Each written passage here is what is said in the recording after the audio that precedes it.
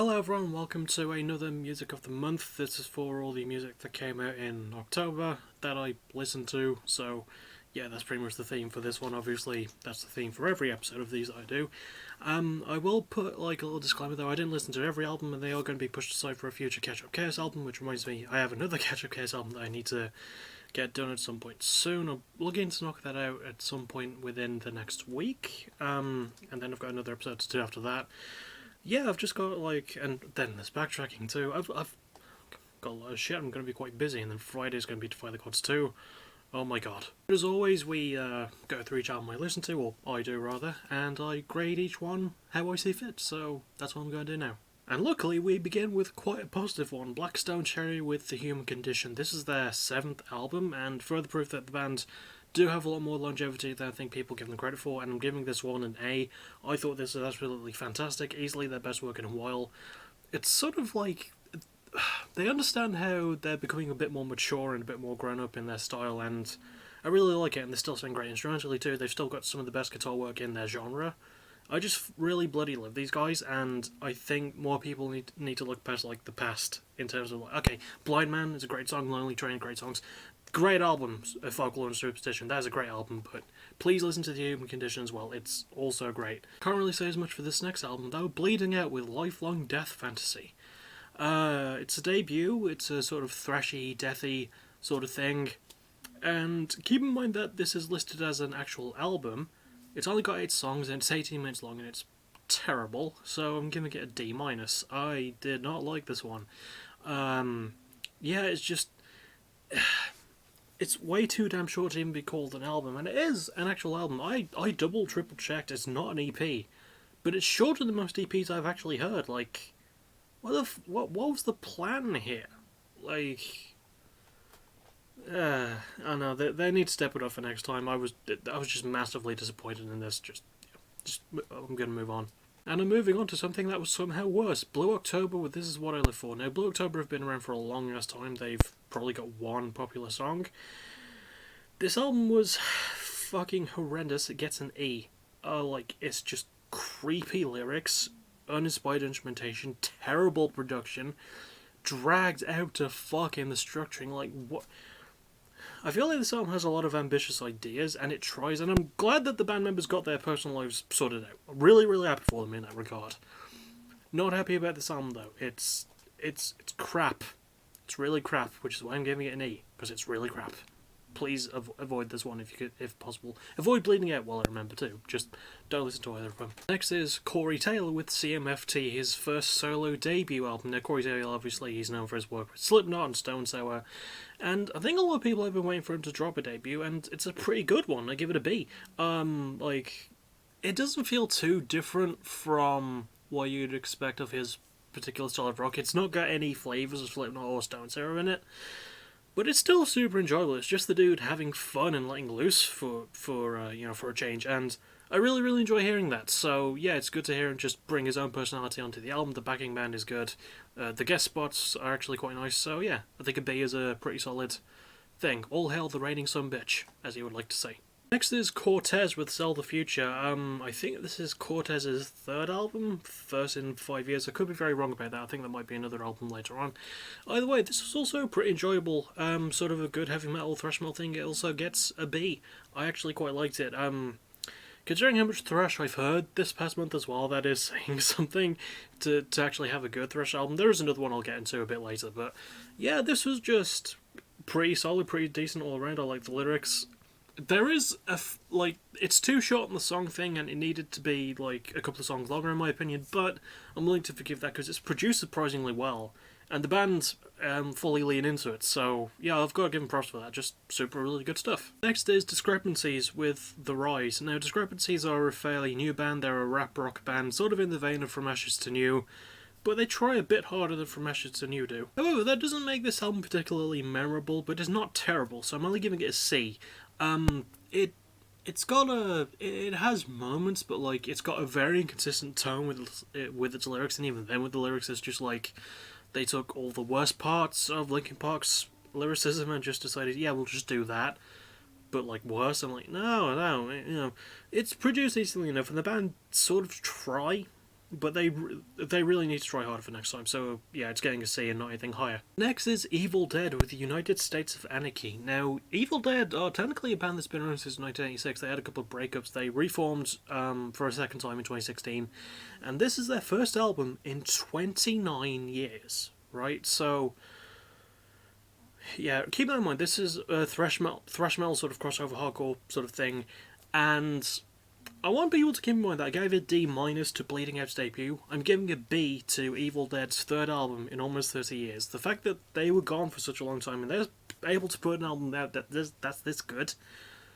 better than a debuting band can, I mean, that just speaks fucking volumes of Evil Dead's talent. I need to go through more of their stuff. I'm not giving anything higher because, once again, I listened to a lot of thrash in October and it sort of boxed it down. It's no fault of the band's own, but if you can find this album, I recommend you do. I recommend you listen to it. Like, it's just really solid all around. Really good, like, political lyrics as well. Sort of reminiscent of Lamb of God's new album in terms of the shit that we're going through this year. So, yeah, really good. Enjoyed it. Next is Falset with We Follow or Lead the Way. I believe this one is also a debut.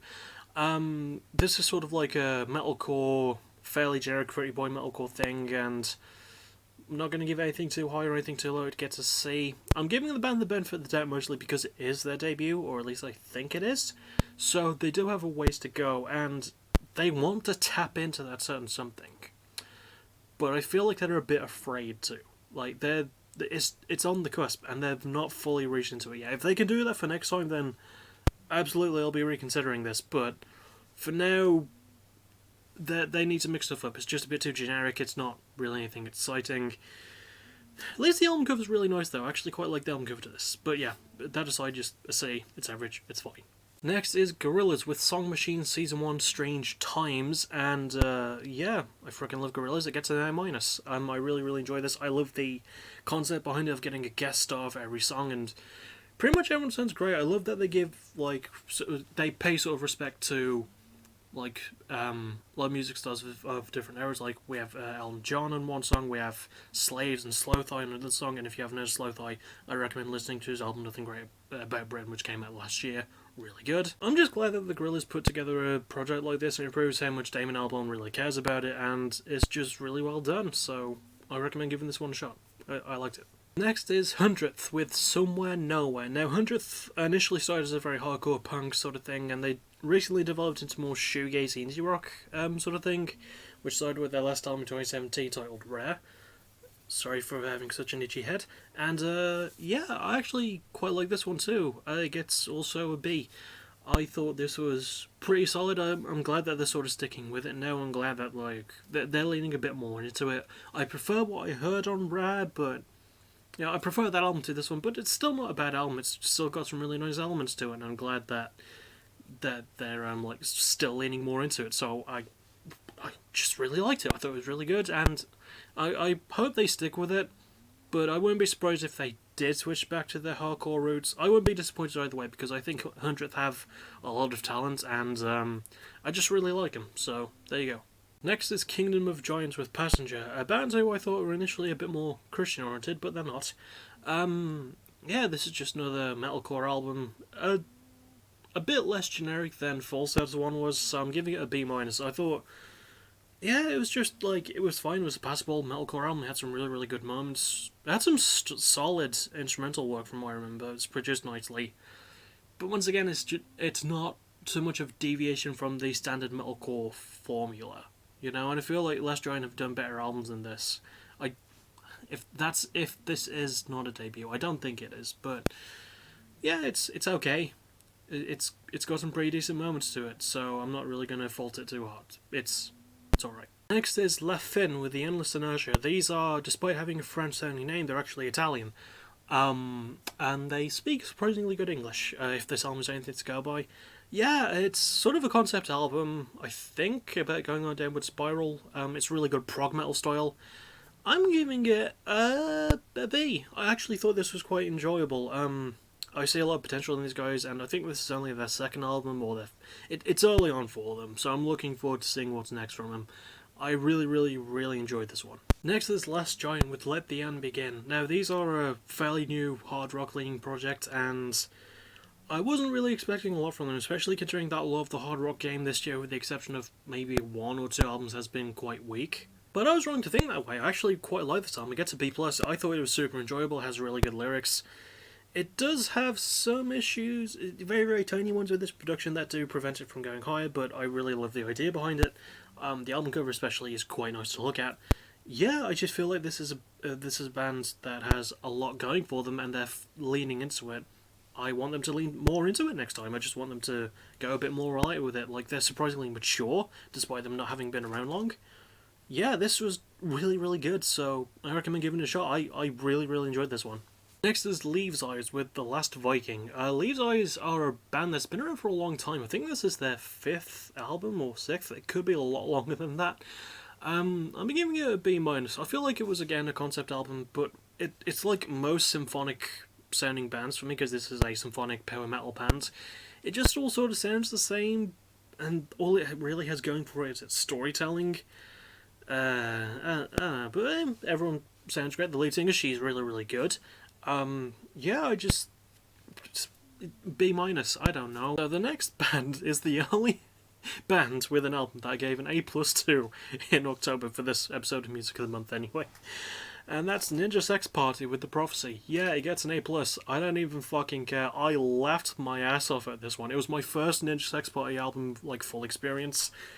Like, oh god, so many of the lovely little comedy bits. I love that it was sort of like a faux concept album set in a fantasy land, where Danny gets his arms ripped off and Ninja just leaves him to be killed by a bear, but Danny becomes completely fine afterwards. And also the song Do Math With You is the smoothest love song I've ever heard, with lines like, also you fuck good. Like, listen to The Prophecy by Ninja Sex Party. It's great. It's like, Danny, his vocals fucking soar. The instrumental work is great too, so Ninja Brian, he's also good. It's produced lovely. Lyrics, oh my god, it just cracked me up. It's a very Tenacious D in their heyday album. Absolutely fucking listen to this one.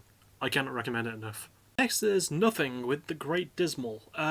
This is a shoegazy sort of band. This is their 4th album. They've only been around for about 10 years, but they're actually quite a busy band, and I do appreciate that about them.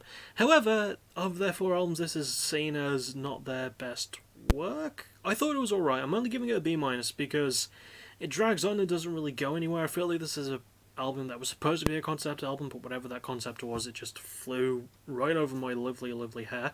So, yeah, I don't know. There was like something that felt like it was missing, and I remember listening to it thinking, yeah, it's good. The instrumental work is good. The lead singer is, well, the lead singer. I don't know if there's more than one. Sounds alright, but like, what's the point? You know, it's always tricky when I give any album a B- grade. Sorry for the scratching, because yeah, like, there's more stuff I want to like about it, but I can't pick a certain thing about it that I particularly liked all that much. Maybe the guitar work. The guitar work is quite nice, so yeah, B-.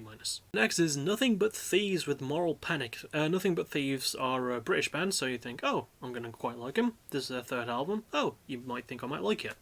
Well, no and no, but not entirely wrong on either front. It gets a C-. There was a lot of issues with this one. Like, the production especially was terrible. It made things so annoying to listen to. And I don't fucking know if that was like a choice by the band or by the producer. I don't know if they produced themselves. If they did a really bad job. Apparently this is not a band that people have been liking very much either. And I was like, they can't be that bad. They've got a cool name. Nothing But Thieves is a pretty cool band name. This is not a great album, though. It has its moments, obviously. There's some decent lyrics to be found, maybe. There's a good instrumental work bit here and there, but, like, it's far from great, so C-. I can't really give anything lower, because I feel like that would be too harsh, but I'm not going to give anything higher. Next is R.I.P. with Dead End. You'd think that there would be more bands named R.I.P. Oh, yeah, there are. Anyway, this is a debut, I believe, and if you will ignore the weird BDSM-looking cover, it's actually a really good album. I give it a B+.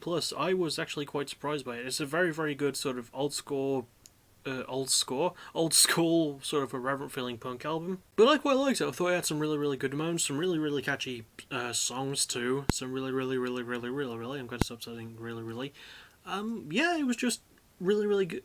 I said I was going to stop saying it. It was just quite good. So yeah, I would recommend giving this one a listen. B plus for R.I.P.'s Dead End. Solid. Pretty decent lyrics too, I have to admit. Great production. They lean into it. Good stuff. Next is Seaway with Big Vibe, and people, if you don't know already, I'm a big Seaway fan. They're one of the best pop punk acts to come out of Canada, in my opinion, for a while. And this album is a bit different for them, actually. It's more of an alternative rock, sort of darker vibe, and I'm still all for it. I'm giving it an A minus. I really, really enjoyed this one, mostly because I'm a fucking huge Seaway fan, and I'm glad that they're doing something a bit different with their sound this time. And yeah, this is their fourth album, and I really, really love the lyrics. Oh my god, there's like so many lovely little stories that go on with it. It doesn't sacrifice any of its catchy instrumental work, despite them going for a much darker soundscape. I really, really enjoyed this one. I know I keep saying really, really, that's like my meme, I guess you could call it, but like, yeah, I just really enjoyed this album. I keep bringing up the reallys. I just super duper enjoyed this album, and you might too. I recommend giving it a listen. Next is Sevendust with Blood and Stone. Now, Sevendust have been around for a long ass time. Some argue maybe a bit too long. They have a particular style. They're really good at the particular style. So I'm giving it a B minus because it's a Sevendust album. I can't really say anything else about it. I mean, what do you want me to say? John Witherspoon is a really good singer. The instrumental work is pretty decent at times. It's produced nicely, but it literally just sounds like any other Sevendust album I've ever heard. I don't know. What more do you want from me? It's good. It's not great. It's good. What more do you want? I can't really say anything more about it, so I'm just going to move on. Next is 6 Feet Under with Nightmares of the Decomposed. Now, 6 Feet Under are a death metal act that sort of have been around for a while. I think these were the original bands by the original lead singer for Cannibal Corpse. I could be a bit wrong about that, but yeah, if you like Cannibal Corpse, you might like this album. I didn't. I'm giving it a C. I just thought, like, yeah, death metal. That sounds exactly the fucking same as most of the death metal I've heard this year. Why has death metal been the worst genre this year, except for maybe Ingested's new album?